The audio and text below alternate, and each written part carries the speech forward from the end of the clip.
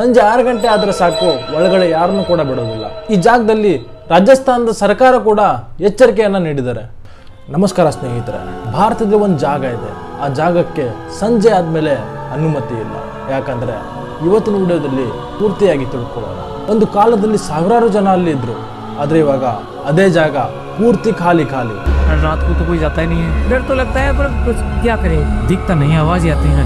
ಅಲ್ಲಿರೋ ಜನರು ಹೇಳ್ತಾರೆ, ಸಂಜೆ ಆದ್ಮೇಲೆ ಒಂದು ವಿಚಿತ್ರ ಶಬ್ದ ಕೇಳಿಸುತ್ತೆ, ಕಾಲ್ಗೆಜ್ಜೆ ಮತ್ತೆ ಯಾರೋ ನಡೀತಿರೋ ಹಾಗೆ ಅನ್ಸುತ್ತೆ. ಆದ್ರೆ ಅಲ್ಲಿ ಯಾರು ಇರೋದಿಲ್ಲ. ಕೇವಲ ಕಥೆನಾ?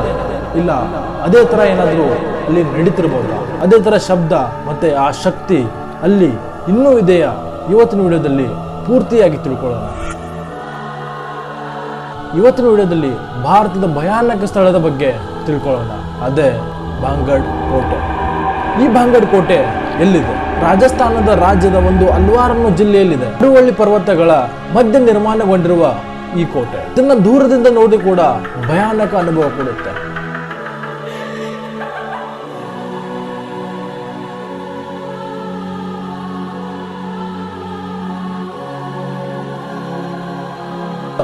ಆ ಕಾಲದಲ್ಲಿ ಇದು ತುಂಬಾನೇ ಶ್ರೀಮಂತ ನಗರ ಆಗಿತ್ತು. ಇಲ್ಲಿ ದೊಡ್ಡ ಮಾರುಕಟ್ಟೆ ಕೂಡ ನಡೀತಾ ಇತ್ತು. ಅರಮನೆಗಳು, ದೇವಸ್ಥಾನ ಮತ್ತೆ ಇಲ್ಲಿ ತುಂಬಾ ಸಾವಿರಾರು ಜನ ಕೂಡ ವಾಸವಿದ್ರು. ಸಾವಿರಾರು ಜನ ಮನೆಗಳು ಕೂಡ ಇದ್ವು. ಇವತ್ತು ಕೂಡ ಆ ಕೋಟೆ ಒಳಗಡೆ ಹೋದ್ರೆ ಹಳೆ ಅಂಗಡಿಗಳ ಆವೇಶಗಳು ಕಾಣಿಸುತ್ತೆ. ಆದ್ರೆ ಇಲ್ಲಿ ವಿಚಿತ್ರ ವಿಷಯ ಏನು ಗೊತ್ತಾ? ಈ ಜಾಗದಲ್ಲಿ ಈಗ ಯಾರು ಕೂಡ ವಾಸ ಮಾಡಿಲ್ಲ. ಸಂಜೆ ಆದ್ರೆ ಸಾಕು ಎಲ್ಲ ಮೌನ. ಈ ಕಥೆ ಆರಂಭ ಆಗುವುದು ಸುಂದರ ರಾಜ್ಕುಮಾರಿ ರತ್ನಾವತಿಯಿಂದ. ಅವಳು ಬಂಗಡ್ ರಾಜ್ಯದ ರಾಜ್ಕುಮಾರಿ. ಆ ಕಾಲದಲ್ಲಿ ಭಾರತದ ಅತ್ಯಂತ ಸುಂದರವಾದ ರಾಜ್ಕುಮಾರಿಯಲ್ಲಿ ಒಬ್ಳು ಅಂತ ಹೇಳಲಾಗ್ತಿತ್ತು. ಅವಳ ಸೌಂದರ್ಯದ ಬಗ್ಗೆ ಅನೇಕ ರಾಜ್ಯಗಳಲ್ಲಿ ಮಾತು ಚರ್ಚೆ ನಡೀತಾ ಇತ್ತು.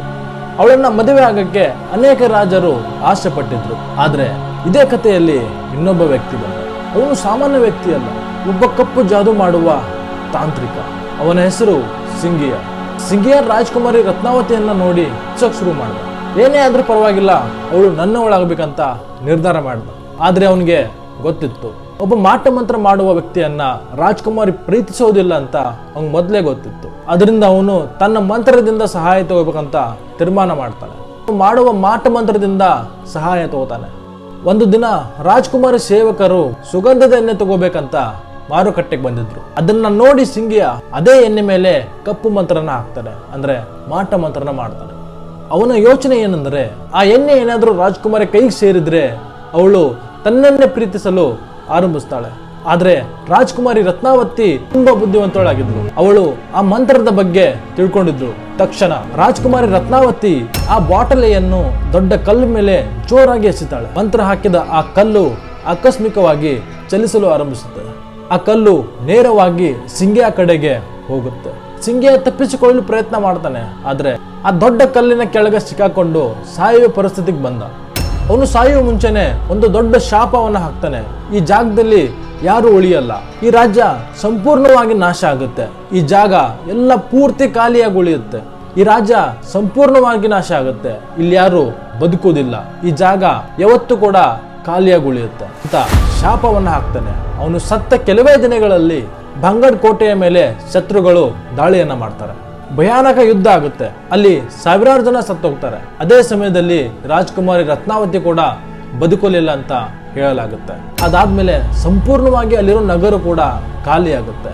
ಅಲ್ಲಿರೋ ಜನರು ಕೂಡ ಆ ಸ್ಥಳದಿಂದ ಭಯ ಪಟ್ಟು ಆ ಜಾಗವನ್ನ ಖಾಲಿ ಮಾಡ್ತಾರೆ. ಆದ್ರೆ ಈ ಕಥೆ ಇಲ್ಲಿಗೆ ಮುಗಿಲಿಲ್ಲ. ಇವತ್ತು ಕೂಡ ಅನೇಕ ಜನರು ಆ ಕೋಟೆ ಒಳಗೆ ವಿಚಿತ್ರ ಘಟನೆ ಆಗಿದ್ದನ್ನ ಅನುಭವಿಸಿದಾರೆ ಅಂತ ಹೇಳ್ತಾರೆ. ಕೆಲವರು ಹೇಳ್ತಾರೆ, ರಾತ್ರಿ ಸಮಯದಲ್ಲಿ ಹೆಣ್ಮಕ್ಳು ಅಳ್ತಿರೋ ಒಂದು ಶಬ್ದ ಕೇಳಿಸುತ್ತಂತೆ. ಕೆಲವರು ಹೇಳ್ತಾರೆ, ಯಾರೋ ಹೋಗ್ತಿರೋ ತರ ಅನ್ಸುತ್ತೆ, ಗೆಜ್ಜೆ ಚಪ್ಪಳು ಕೂಡ ಕೇಳಿಸುತ್ತೆ, ಆದ್ರೆ ಇಲ್ಲಿ ಯಾರು ಇರೋದಿಲ್ಲ. ಇನ್ ಕೆಲವರು ಹೇಳ್ತಾರೆ, ಯಾರೋ ನಮ್ಮನ್ನ ನೋಡ್ತಿದ್ದಾರೆ, ಆದ್ರೆ ಕೈ ಮಾಡ್ತಿದ್ದಾರೆ, ಕರಿತಿದ್ದಾರೆ ಅಂತ ಅನಿಸುತ್ತೆ, ಬಟ್ ಅಲ್ಲಿ ಯಾರು ಇರೋದಿಲ್ಲ, ಯಾಕೆ ಅಂತ ಗೊತ್ತಿಲ್ಲ ಅಂತ. ಇನ್ ಕೆಲವರು ಹೇಳ್ತಾರೆ, ಈ ಜಾಗದಲ್ಲಿ ರಾಜಸ್ಥಾನದ ಸರ್ಕಾರ ಕೂಡ ಎಚ್ಚರಿಕೆಯನ್ನ ನೀಡಿದ್ದಾರೆ. ಈ ಕಥೆಯ ಅತ್ಯಂತ ವಿಚಿತ್ರ ಭಾಗ ಏನ್ ಗೊತ್ತಾ? ಭಾರತ ಸರ್ಕಾರದ ಪೌರತ್ವ ಇಲಾಖೆ ಸಂಜೆ 6 ಗಂಟೆ ಆದ್ರೆ ಸಾಕು ಒಳಗಡೆ ಯಾರನ್ನು ಕೂಡ ಬಿಡೋದಿಲ್ಲ.